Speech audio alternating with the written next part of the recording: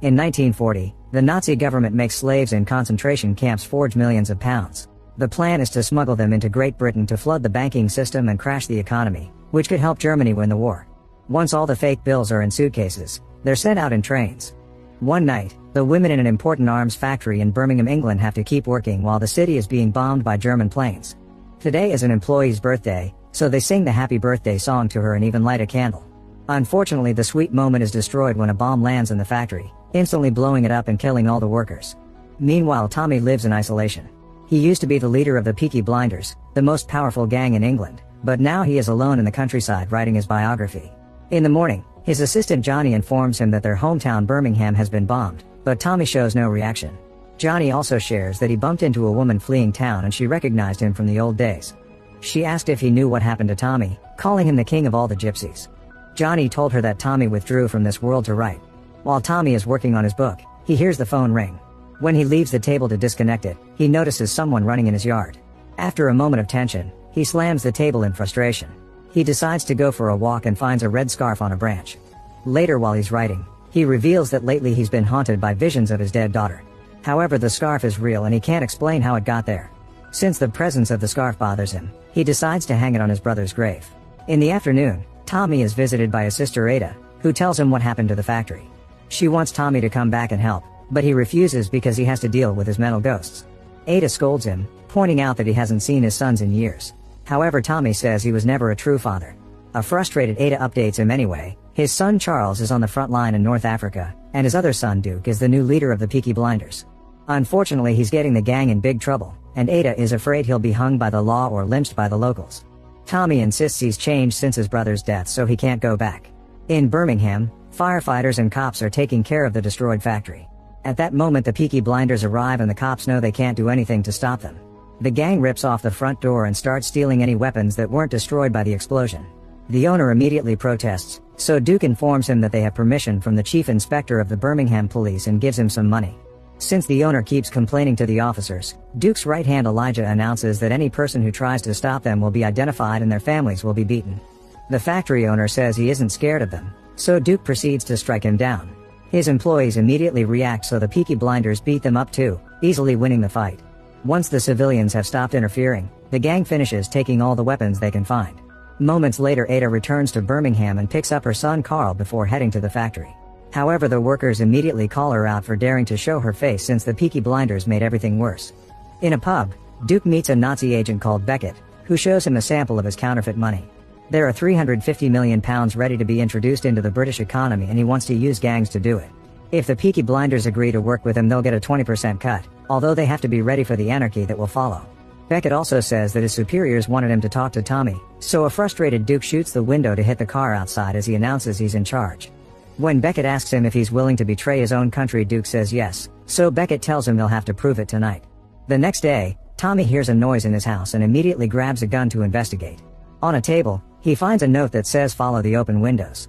Tommy does so until he finds Carlo reading his book. He points his gun at her, but a closer look leaves him in shock since she looks a lot like Duke's dead mother Zelda.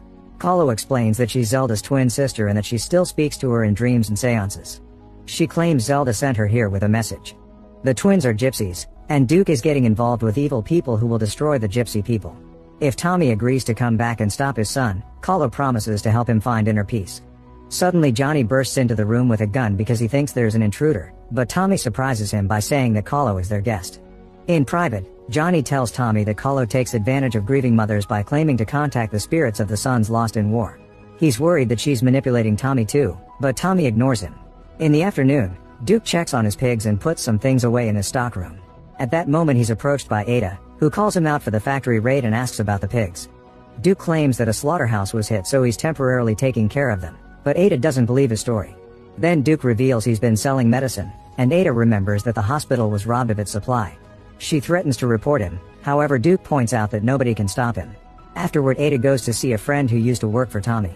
She tells him what Duke has been doing and that she's thinking of going to the military police. Ada asks him for his testimony and support, but he refuses to help her. Going against Duke will only get them in trouble, and he believes that the only one who can stop him is Tommy.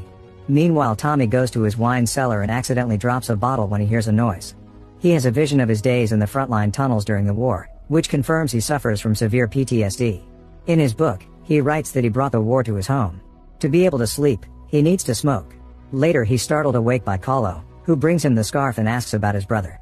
Tommy refuses to talk about it, but Kahlo keeps pushing, claiming she's actually Zelda using her sister's body.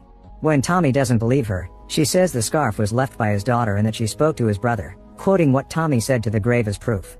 Now he's intrigued and wants to know more, but she'll only share more if he agrees to help Duke. Tommy says he isn't that man anymore, so she offers to help him bring his old self back. Then they start getting naughty while she talks about their old secret spot for dates as more proof that she's Zelda. When they're done, Kahlo tells Tommy that his brother doesn't blame him for his death and everyone believes he self-deleted. Tommy tries to shut her up, revealing that the brother stole his car, so Tommy went after him. Overwhelmed by guilt, Tommy admits what happened. The night had been foggy and his brother had smoked too much, so he thought Tommy was the devil. In the struggle, Tommy accidentally killed him. Kahlo comforts him, saying that Tommy has to let go. He couldn't save his daughter or his brother, but he can still save his son. In the evening, Birmingham is bombed again. People rush to the shelters and Ada takes the chance to talk to all the locals at the same time. She wants to stop Duke, but she'll need their testimonies to go to the military police. Meanwhile, Duke meets with Beckett and Virgil, the deputy head of the British Fascist League. Virgil will help distribute the fake money across the country, so he wants to discuss the details. Duke shares his plan to use 3 canal boats to collect the cash, which impresses Virgil. Then Beckett reveals he's received intel that marks Virgil as a traitor and therefore can't be trusted. Duke immediately shoots Virgil, who tries to crawl away while slowly bleeding out. Duke shoots him a second time to kill him, but Beckett orders him to use all his bullets on him. Afterward, Duke is left in a very anxious state, so Beckett assures him that he works with extremely important people and Duke will be protected. Soon Duke will have to take the boats to Liverpool and collect the money, but for now Duke must get rid of the body. After Beckett leaves, Duke smashes a bottle in frustration. Then he feeds the body to the pigs. In Liverpool, the ships with the suitcases full of money finally arrive. The next morning, Tommy finds himself alone in bed with the scarf. After putting it back on his brother's grave, he finally decides to act. He puts on his old clothes and gets his car, announcing he's going to Birmingham. A very worried Johnny thinks this is crazy and volunteers to go with him. In the meantime, Duke wakes up after spending the night with a woman. He realizes he still has Virgil's clothes, so he burns them. At that moment he's approached by Beckett, who tells him what Ada did in the shelter. He wants Duke to kill her before she goes to the military police. Beckett also says he's ashamed of his son, but he'd be very proud of Duke if he was his child. Afterward, Duke follows Ada and Carl around town and hides in a phone booth where he can pull off the perfect shot. However, his feelings for his family don't allow him to do it, so he smashes the phone in fury. He continues to follow her and notices a car stopping near her. When Beckett comes out, Duke yells to warn her. Unfortunately, it's too late. Beckett shoots her a few times to kill her and steals the bag with the testimonies. Before leaving, he tells Duke that he didn't make him proud. Carl has a breakdown and Duke can only stare, feeling helpless. On the road, Tommy stops the car and comes out to stare at Ada's ghost, which makes him realize she's dead. Minutes later, he arrives at the crime scene and a cop tells him that Duke was involved in Ada's death. Tommy sends Johnny to the mortuary to guard Ada's body while he takes care of the rest. At the pub, Tommy stops the music before asking for Duke. The locals immediately insult him and confront him for his attitude. When things are about to escalate, Elijah realizes that this is Tommy and informs the crowd. Everyone backs off except a soldier who doesn't recognize the name and points his gun at him. Tommy responds by putting a grenade inside his shirt, so the guy runs out of the pub in panic and blows up. Then Tommy picks up the soldier's gun and shoots the record player, forcing Elijah to take him to his son. In the stockroom, Duke packs a few things and tries to leave. However, Tommy finds him and throws him in the mud. He also takes the medicine bags and starts throwing them at Duke while scolding him for crossing all the lines. After Tommy kicks him, Duke explains that he wasn't able to kill Ada because he's still loyal to his family. However, he sins often because sin is the only thing his father left him. He angrily tackles Tommy and they start fighting in the mud. Tommy easily overpowers him and forces Duke to tell him about Beckett and the plan. Afterward, Tommy goes to the mortuary and takes Johnny's gun before sending him away. He then talks to Ada's body, saying he should have come sooner when she asked. He also admits that he killed their brother and it wasn't an accident because he had been drunk and full of rage. Tommy explains he killed his brother to be free of him. But after so many family deaths, he swears something good will come from all the bad. When he leaves the mortuary, he's in tears. As soon as he steps outside, Tommy finds Beckett and they start shooting each other. The horses protest in fear while the guys run from spot to spot, trying to stay hidden. Beckett tries to convince Tommy that Hitler is right about cleaning society of the bad blood and thinks that ending the war with banknotes is better than bombs. When Beckett wastes his last bullets, he pushes the horses to use them as cover and runs while they block the alley. Tommy then gets on a horse and rides through the streets, where the locals welcome him back like a king. In the pub, Duke is drowning his guilt in alcohol. Kahlo visits him and explains that Zelda's spirit once told her that Tommy and Duke would one day work together, so this is Duke's chance to do what is right. She also gives him a bullet and tells him that after they take care of the Nazis, Duke must kill Tommy. Kahlo promised him mental peace, and this is the only way to achieve it. If Tommy dies, Duke can become the new Gypsy King, which is what his mother always wanted. When Kahlo leaves the pub, she bumps into Tommy and tells him Duke will help him, but Tommy says that first he needs a gypsy cart. Inside, Duke flips a coin to come to terms with his decision.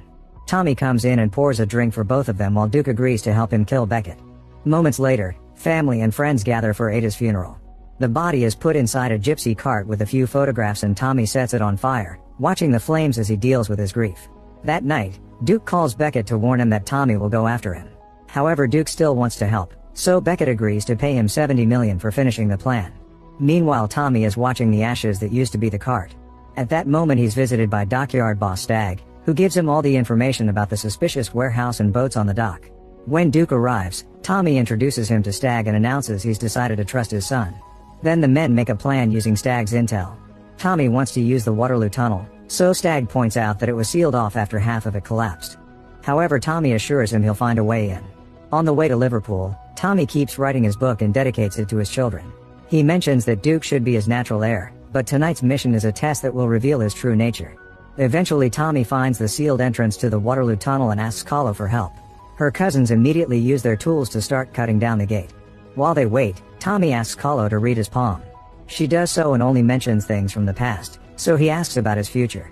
Kahlo tells him that tonight he'll get the piece he wants, so Tommy pulls out his gun and admits he knows Kahlo wants to kill him since she first visited him. He says she's a bad omen, and Kahlo replies that if Tommy doesn't kill Duke, the boy will kill him instead. While Tommy enters the tunnel, Duke talks to Beckett, who asks him about Tommy's plan. Duke tells him the boat's routes and that they'll only have a few guns, so Beckett translates it all for his German soldiers. Soon German planes are bombing the area, which causes more parts of the tunnel to collapse and trap Tommy. This makes him have PTSD-fueled flashbacks about his time in the trenches and have visions about his dead loved ones, but Tommy doesn't give up and digs through the debris until he's free. He keeps running until he finds the stairs. At the dock, German soldiers watch the boats arrive. They immediately open fire at Stagg, who activates a bunch of explosives before jumping into the water. It turns out this was the plan all along. The boat crashes into the dock and blows up, killing all the soldiers with just one explosion. In the warehouse, Beckett realizes Duke tricked him and points his gun at him. Duke explains that his coin told him to disobey his father, but he chose to disobey the coin and do the right thing instead. At that moment, a bomb explodes inside the warehouse. This knocks Beckett down and Duke runs away while Tommy finally gets to come inside. Soon the Peaky Blinders surround the warehouse and get into a gunfight with the remaining Nazi soldiers, killing them all without mercy. Tommy also kills a few men as he sneaks around and bumps into Duke, who wants to know why he took so long. A frustrated Tommy tells him he's only here because his mother asked and sends him away. Then Tommy puts a landmine among the money boxes to blow them up, effectively destroying the Nazis' plan. Seeing all this, Beckett gets in his car and starts driving toward Tommy, who waits for him with his gun out. Beckett shoots him in the stomach twice before Tommy shoots him in the head. The car keeps moving and Tommy opens his arms to wait for the end, but Duke tackles him and the car crashes into the wall instead. As Tommy collapses and the gang surrounds them, Tommy gives Duke a gun and asks him to end it. At first Duke refuses, but Tommy insists, so Duke pulls the trigger. The Peaky Blinders say goodbye to their boss and Duke cries as Tommy dies reciting a poem. The gang calls Duke the new Gypsy King, so Duke tells them to burn any fake money that may remain. Sometime later, Kahlo collects Tommy's book and gives it to Duke. The gang gathers around a cart containing Tommy's body, some photographs, and the last fake bills. Duke sets it on fire and the group stays for hours around the pyre to offer a proper goodbye.